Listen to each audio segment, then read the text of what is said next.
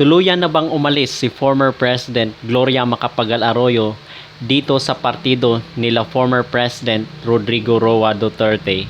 Yan ang ating tatalakayin at pag-uusapan sa videong ito. Pero bago ang lahat, ay huwag kalimutang kayo ay mag-like at mag-subscribe muna dito sa ating YouTube channel para kayo ay updated sa issue ng bansa at issue ng lipunan. So mga kapolitika, ang ating pag-uusapan sa videong ito ay kung tuluyan na bang tumiwalag itong si former President Gloria Macapagal-Arroyo at ngayon Pampanga Representative Gloria. Okay, kasi kung ating matatandaan, itong si Gloria Macapagal-Arroyo is isa sa mga nag-benefit dito sa pardon ni former President Duterte noong 2016. Kasi itong si Gloria nga 'di ba is nakasuhan siya dahil doon sa illegal na kontrata doon sa ZTE-NBN deal, yung pagbibigay ng mga internet dito sa ating bansa doon sa broadband deal na nagkakahalaga ng $329 million noong 2007. So kung inyong maalala, kung sino pa yung naka-remember sa inyo dito sa kaso niya, is isinangkot siya nitong si Losada na isang whistleblower at star witness. Isinangkot niya itong si Mike Arroyo at itong si Pampanga Representative Gloria Macapagal-Arroyo. Pero nung 2016 is naging kaibigan ni Gloria itong si former President Rodrigo Roa Duterte, at isa rin siya sa nag-take advantage ng kabaitan, kasi mabait itong si former President Duterte basta kaibigan mo lang siya. At isa rin yun sa naging kahinaan ni former President Duterte, na kung saan is na take advantage siya at nahatulan ng pardon itong si Gloria Macapagal-Arroyo. At hindi lang po si Gloria Macapagal-Arroyo yung na bigyan ng pardon. Kasali na rin sa na bigyan ng pardon noon is itong sila Bong Revilla, yung kaso nila sa graft and corruption, at itong si Jinggoy Estrada at itong si Juan Ponce Enrile. 'Di ba naalala niyo dati na kung saan is itong si Gloria is nakasuhan nung panahon ni Pinoy. At least nung panahon ni Pinoy is marami ang nakasuhan na tiwali sa gobyerno, at isa na nga dito sila Bong Revilla, sila Jinggoy at itong si Gloria Macapagal-Arroyo. Now, bakit natin ito pinag-uusapan sa ngayon mga kapolitika? Kasi today is merong balita na kung saan is si Gloria Macapagal-Arroyo ay tuluyan ng tumiwalag dito sa partido ni former President Duterte at sumama na. So umanib na siya dito sa partido nila Bongbong Marcos at ni Romualdez. Okay, so dito natin makita na hindi rin pala matiis ni former President Gloria na siya ay tiisin yung pagiging martyr dito kila former President Duterte, at tuluyan na nga talaga siyang bumigay dito sa kasalukuyang administrasyon. Bakit? Kasi mga kapolitika, nung time na siya ay panig pa doon kila former President Duterte, is natanggal nga siya dito, 'di ba, na pagiging deputy speaker, at naibaba yung kanyang posisyon, at tuluyan na nga siyang tinanggal na speaker ata yun doon sa isang grupo. Okay, so ang ngayon is isa na lang siyang regular na normal na lang siya na congressman, kasi congressman nga ito ng Pampanga. So ang point dito is itong si Gloria Macapagal-Arroyo is hindi niya na kayang makipag-anib doon sa former President Duterte, kasi wala naman siyang makukuha. Okay, tapos na yung pagpardon sa kanya, at kumbaga dito is ang importante sa ngayon is mapanatili sila dyan sa kapangyarihan at yung kanyang personal na interest. Bakit natin yung sinasabi mga kapolitika? Kasi sa sinabi doon ni Pantaleon Alvarez, 'di ba, no, yung congressman ng Davao del Norte, kung hindi ka kaanib sa kasalukuyang administrasyon, at yung kanyang pinsan of course na si Romualdez is maliit yung mga pondo na binibigay sa inyo.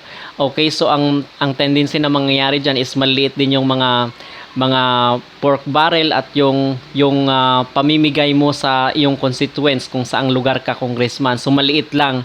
So ang ginawa dito ni Gloria is sumama na lang siya dito sa partido nila Bongbong Marcos. Okay, so ang ibig sabihin nito is totoo talaga yung sinasabi natin dito sa Pilipinas na in politics there is no permanent friends, only permanent interest. At ito nga ang nangyari dito kay Gloria Macapagal Arroyo. At napansin rin natin dito mga kapolitika na kung saan is hindi na siya masyadong pumupunta ng Davao.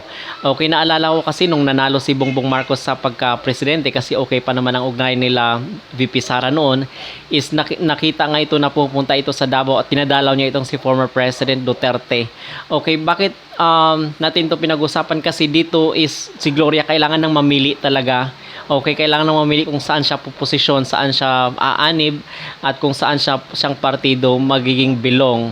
Okay, at doon nga dito sa inauguration, dito sa pagpapakilala ni Bongbong Marcos ng kanyang mga kaalyado, kasi meron daw umano siyang mga partido na kinakausap para umanib dito sa kanyang Partido Federal ng Pilipinas, at itong lakas CMD ni Romualdez. At sinasabi nga niya doon ni Romualdez na kung saan is kakausapin daw itong hugpong ng pagbabago ni VP Inday Sara, but I doubt na sasama itong si VP Inday Sara dito kay Romualdez, kasi in fact tinanggal nga niya ni VP Sara doon sa hugpong ng pagbabago yung mga kandidato or mga politicians na kaanib sa kasalukuyang administrasyon at dito sa partido ni Romualdez. So tinanggal ni VP Sara doon sa kanyang partido. So I doubt na papayag si VP Sara na makianib dito sa partido ni Romualdez, kasi langis at tubig po yan mga kapolitika. At meron ding time na kung saan is na nakita natin na itong si Gloria Macapagal Arroyo, nakunan nga ng camera, na kung saan is sumasama pa ito dito sa chopper ni VP Sara, kasi umuwi ito ng Davao at nagcha-chopper itong si VP Sara. Pero ngayon is wala na tayong nakikita na nagsasama silang dalawa at nakikita silang dalawa. So talaga malakas yung kutob natin na kung saan is itong sila Amy Marcos hindi na nagsasama, pupunta ng Davao at hindi na sumasama sa mga Duterte. So ang ibig lang sabihin nito is nagkakaroon na ng lamat or nabibiyak na itong kanilang samahan. So it is a lesson learned also dito sa mga Duterte, kasi nakita ko nga din doon kahit itong si Bong Revilla is mahirap nga siya maglakad kanina doon sa pagpapakilala nitong partido nila Bongbong Marcos, is pumunta pa talaga itong si Bong Revilla. Okay, at itong si Bong Revilla kasi 'di ba isa din siya na pardon ni former President Duterte. Okay, at itong si Revilla is dating kaalyado nila former President Duterte, but ngayon is officially dito na siya sa lineup nila Pangulong Bongbong Marcos. So parang parang kasi doon sa ating previous video na pag-usapan natin yung mga magiging lineup ni Bongbong Marcos para dito sa mga senator, at it turned out na parang totoo yung mga haka-haka na itong sila Bong Revilla, Pia Cayetano, sila Amy Marcos is aanib dito sa partido nila Bongbong Marcos. Okay? Bakit? Kasi wala nang kapangyarihan wala na sa posisyon itong si former President Duterte, at ang isa rin sa big factor kasi diyan mga kapolitika is yung pera na gagamitin para sa kampanya, yung makinarya. Itong si former President Duterte is meron siyang impluwensya, kasi nga 'di ba ayon sa mga survey hindi pa rin siya lalaglag sa top 3. Pero ang hinahabol kasi dito ng mga politikong ito is itong pera, itong makinarya na gagamitin dito sa kasi sa kasalukuyang administrasyon pwede silang maglabas ng ilang milyon dyan or even billions para gagamitin dito sa kampanya sa susunod na eleksyon.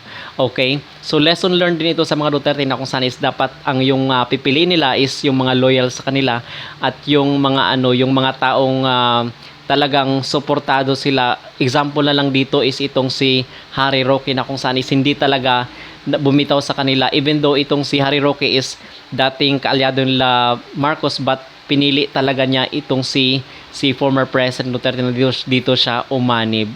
Alright, so yan lamang ang ating pag-uusapan dito mga kapolitika. Sino man ang titiwalag dito sa kampo nila Duterte, hindi po sila kawalan, kundi sila po ang nawalan, kasi itong mga Duterte is malakas pa rin sa masa. Alright, so mga kapolitika, huwag kalimutang mag-like at mag-subscribe muna kayo dito sa ating YouTube channel para kayo ay updated sa issue ng bansa at issue ng lipunan.